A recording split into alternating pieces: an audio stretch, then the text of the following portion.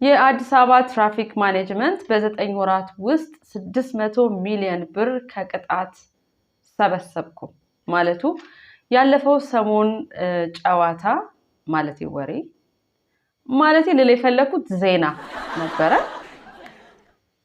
አሁን ይሄ ስኬት ነው የሚባለው እንዴ? ከ9 ወራት በኋላ ልክ ልጅ በሰላም እንደተገላገለ ነገር አሃ ቅጣት ስኬት ሆኖ መዝገብ ጀመራ። እንግዲህ ነገ አንድ አባት መጥቶ በእውነቱ ለልጅ እድገት ከፍተኛ አስተዋጽኦ እያደረኩ ነው እንግዲህ ላለፉት 6 ወራት ብቻ 36 ጫማ ጥፊ 20 ኩርኩም 15 የቀበቶ ግርፊያ አከናውኛለሁ ብሎ በኩራት መናገሩ አይቀርም።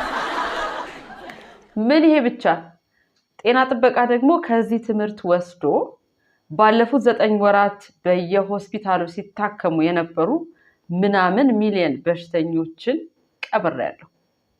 በሚቀጥሉት 3 ወራት ደግሞ በእጥፍ ለመቅበር ከወዲሁ ጉድጓድ አዘጋጅቻለሁ ማለት አይቀርም።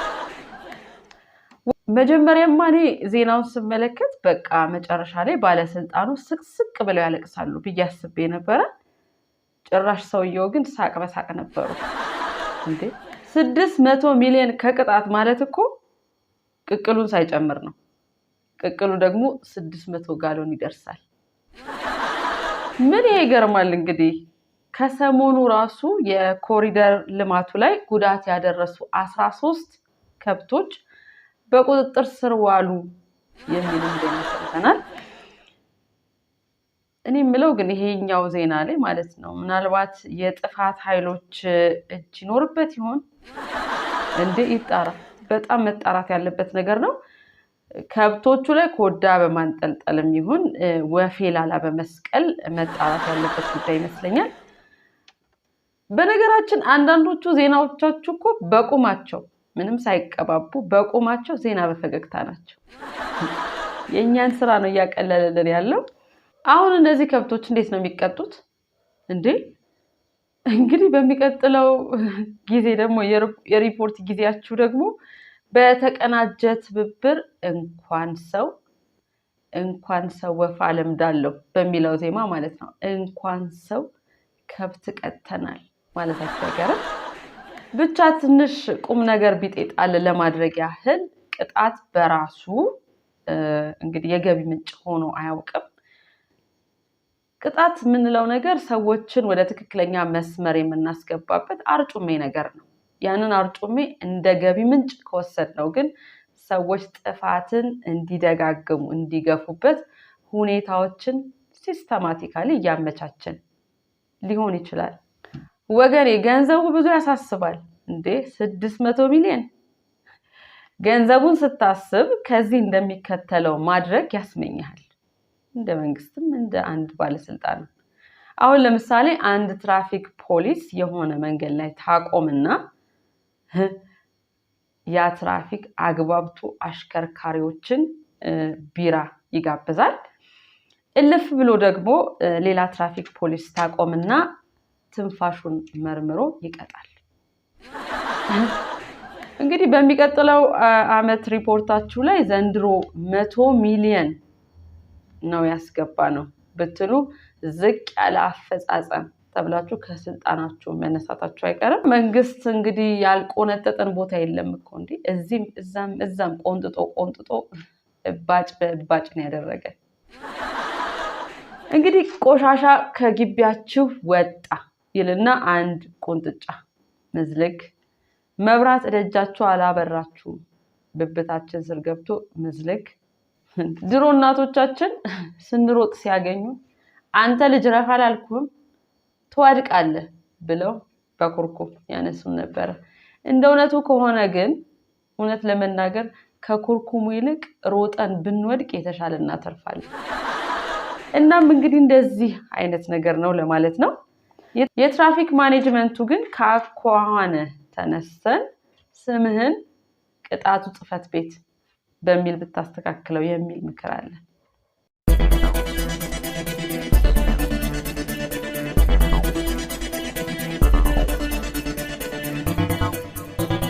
ባለፈው ሳምንት ያሜንት የተሰኘና በየሺ ጋብቻ የሚታወቅ ኃላፊነቱ የተወሰነ የግል ማህበር በቅርቡ ትልቅ የሬሳ ሳጥን አዘጋጅቶ ጥላቻን እንደሚቀብር አስታውቋል። ቆይ ላብራራው። ሬሳ ሳጥን ይገዛና ወይም ያዘጋጅና ያሰራና በጣም ትልቅ ማለት ነው አደባባይ ላይ ያስቀምጠዋል። ከዚያ ሁላችንም እየሄድን ጥላቻችንን እንደ ጃኬት እያወለቅን ሳጥን ውስጥ እናስቀምጣለን። ከዛ በመጨረሻ ሳጥኑ ተዘግቶ ይቀበራል። በመጨረሻ በፍቅር እንባ እንራጫለን። እንደዚህ ዘመዶቼ እኛ መቼ ድራማ ቸገረን ነው ወይስ እስከዛሬ ጥላቻን አዝለነው የምንዞረው የምንቀብርበት ትልቅ የሬሳ ሳጥን አተን ነው የሚመስላችሁ እንዴ? አሃ እንቅበረው ያላችሁትን ጥላቻ መጀመሪያ በአካል ብታገኙት አይሻልም? እሱ ላይ ብንነጋገር አይሻልም? እኛ በአካል ነው ማግኘት ያልቻልነው። እሱን ካገኛችሁልን ዲያረ መቅበሩን ተውት፣ ቀጥቅጠን አንገለውም እንዴ? ብቻ ሐሳቡ በጣም አሪፍ ሲሆን እጅግ በጣም አሪፍ የሚሆነው ደግሞ ለፊልም ወይም ለተከታታይ ድራማ ሲሆን ነው። በእርግጥ ሐሳቡ ጥሩ ነው፣ አሁንም እላለሁ። ያው ለእናንተ ማለቴ ነው። አሃ ብዙ ገንዘብ ያስገኛላ። አስባችሁታል? ጥላቻን ለመቅበር ብትሉ ስንት ድርጅት ስፖንሰር እንደሚያደርጋችሁ። በእርግጥ ስፖንሰር አድራጊዎቹም በዚያ ወገንም ጥላቻ የሚባለው ጂም ገብቶ ጡንቻው እንዲፈረጥም ስፖንሰር ሊያደርጉ ይችላሉ። ያው ይሄ ትውልድ ገዳይንም ሟችንም በኩል አይዞባይ ነው እኮ። በነገራችን ላይ የሆነ ጊዜ ራሱ የጥላቻ ግድግዳ ፈረሰ ምናምን ብለን ነበረ። ማለቴ በሌለ ሲሚንቶና አሸዋ ስናፈርስ ስንገነባ ልንኖር ነው። ለነገሩ እኛ እኮ የሆነ ሰሞን የምናመጣው ሐሳብ አለ። ሳስበው እንቅልፍ ጠግበን ያልተኛን ቀን ይመስለኛል። የሆነ ጊዜ እንግዲህ ነጩ ፖስታ ወደ ነጩ ቤተመንግስት የሚል ነገር አንስተን ነበረ። ያው አሜሪካ እጅሽን ከኢትዮጵያ ላይ አንሺ ስንል ነበረ። ሲጀምር እጇን የዘረጋችው እኮ ኢትዮጵያ ናት። ብቻ ነገርየው ደብዳቤ ጽፎ ዋይት ሃውስ መላክ አይነት ነገር ነበረ። እንግዲህ ዋይት ሃውስ የፖስታውን ጥፋት ዘርጋ አርጋ ነጭ ሉክ አድርጋ እንግዲህ እያሸገች ስትሸጥልን ነበረ መልሳ ማለት ነው። ታስታውሱ እንደሆነ የኮቪድ አውትብሬክ ጊዜ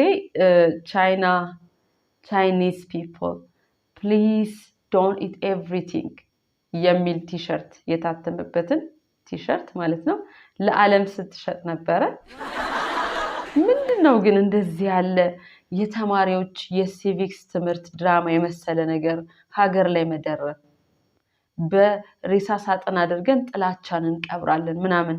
ልባችን ውስጥ የተቀበረን ጥላቻ በሳጥን አውጥተን ካልቀበር ነው። ለመሆኑ ግን ማለት ያው ከቀብሩ ጋር የተያያዘ ነገር ማውራት ተገቢ ነው ብዬ ነው። ለቀብሩ ጥሩምባ ይነፋል፣ ሁላችሁም ተሰብሰቡ ምናምን ተብሎ ማታ ድንኳን ውስጥ ካርታ እንጫወታለን። እኔ ግን ከሁሉ የሚያሳስበኝ እንቀብርበታለን ያላችሁበት ቦታ የኔ ነው በሚል ደግሞ ሌላ ብጥብጥና ሌላ ጥላቻ እንዳትፈጥሩ ስጋት አለኝ። ለማንኛውም ጥላቻን መቅበር ብንችል ማለት ሀገሪቱ ላይ ያለው ትርፍ መሬት ሁሉ አልቆ ከጎረቤት ሀገር በሊዝ መግዛታችን አይቀርም።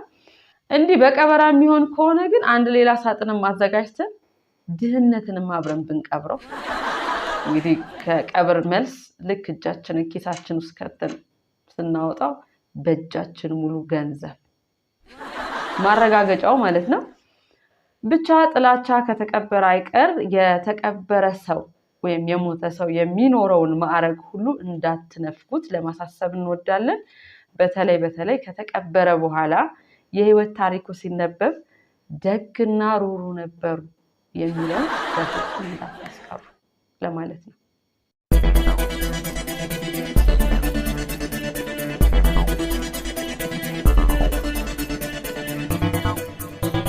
በኢትዮጵያ በመንግስት ሆስፒታሎች ውስጥ የሚሰሩ የሕክምና ባለሙያዎች የሚገባን ክብር ቢቀር የሚገባን ክፍያ ይከፈለን በሚል የሶሻል ሚዲያ ንቅናቄ ጀመሩ ሲሆን ለጤና ጥበቃ ያስገባነው ወደ 10 የሚደርስ ነጥብ ካልተመለሰ ንቅናቄው በስራ ማቆም አድማ እንደሚደመደም ተናግረዋል። ዶክተር የስራ ማቆም አድማ ካደረገ እንግዲህ የመጨረሻው ዘመን ቀረበ ማለት እንችላለን። አስባችሁታል? 10 ሲሲ እንግዲህ መርፌ እየወጋ 5ኛው ላይ ሲደርስ የስራ ማቆም አድማ ወይ ደግሞ ለቀዶ ጥገና ለማድረግ ሆዳችንን ከከፈተ በኋላ ልክ ሰዓቱ ሲደርስ ገርበብ አድርጎ ትቶን ሲወጣ የዶክተር የስራ ማቆም አድማ ማለት የሀገሪቱ ልብ ስራ ማቆም እንደማለት ነው እንዴ? ለነገሩ የጤና ጥበቃ ሚኒስቴር ይሄንን ሰምቶ በፍጹም የስራ ማቆም አድማ አይደረግም ብሎ ማረጋገጫ ሰጥቷል። እንግዲህ አንድ ሐኪም ይሄንን ከተመለከተ በኋላ ደግሞ ይሄ የዶክተርን ደካማ ጎን በመጠቀም ለማጥቃት መሞከር ነው ብሏል። እንዴት ሲሉት መቼም ዶክተር የሰካውን ግሉኮስ ነቃቅሎ መውጣት የሞራል ግዴታው አይፈቅድለትም፣ ይሄ ይታወቃል። ይሄንን ደግሞ ጤና ጥበቃ ሚኒስቴር እየተጠቀመበት ነው በማለት አስተያየት ሰጥቷል። ባለፈው አንዱ ስፔሻሊስት ሐኪም ደሞዜ 11,000 ብር ነው፣ ስፔሻላይዝ ሳደርግ 2,000 ብር ተጨምሮልኛል ሲል ከስር በኮሜንት አዝናለሁ ዶክተር፣ ለአንዳንድ ነገር የሚሆነ ጥቂት ብር መተህ ውሰድ፣ መድኃኒዓለም ቤተክርስቲያን ዛፉ ስር የምለምነው ሰውዬ ነኝ ብሎ ተገርሜ ሳላበቃ አንዱ ደግሞ የወረዳ አስተዳዳሪ ነኝ የሚል ደግሞ ተጨመረበት። ዶክተርዬ አታስታውሰኝ፣ 11ኛ ክፍል ሳለን ስታስኮርጀኝ የነበርኩት ልጅ ነኝ፣ እባክህ ውለታዬን ለመመለስ ጊዜው አሁን ነው፣ ከአበሌ ላይ ግማሹን እሰጥህ ዘንድ ናና ውሰድ ብሎታል። እናም ዶክተሮቹ ይህንን ንቅናቄ የጀመርነው ለፖለቲካዊ ግብአት ሳይሆን መኖር ስላቃተን ነው፣ አንድ ሰው ራሱ ሳይኖር ሌላ ሰው ሊያድን ይችላል ወይ የሚል በጣም ተገቢ ጥያቄ ጠይቀዋል። ጤና ጥበቃ ሚኒስቴር እንግዲህ እስካሁን በአፉ ምንም ባይናገርም በልቡ ግን ሰው በእንጀራ ብቻ አይኖርም እያለ ይመስላል። በነገራችን ላይ ሌላ አንድ ኢንተርቪው ላይ አንዷ ዶክተር ስትናገር የሰማሁትን ነው። ብዙዎቹ ጓደኞቻችን ማከሙን ትተው ማለት ነው መኖር ስላልቻሉ የጥፍርና የሜካፕ ስራ ላይ ተሰማርተዋል ስትል ሰምቻታለሁ። በእርግጥ የሚመለከተው አካል እንግዲህ እሱም ቁንጅናን ማከም ነው ሊል ይችላል። እኔ ግን እላለሁ ጥፍሩ የተነቀለበትን ሰው ለማከም 7 ዓመታት ተምረው አርቲፊሻል ጥፍር ተካይ ሆኖ መጨረስ እንግዲህ ለሀገርም ለምንም የጥፍር ህመም ማለት ነው። እናማ ከነጭ ጋውን ውስጥ ጥቁር ህይወት ነው የምንኖረው ያሉት ዶክተሮቹ አሁን ግን ልብሳችን ራሱ መሸፈን አልቻለም ብለዋል።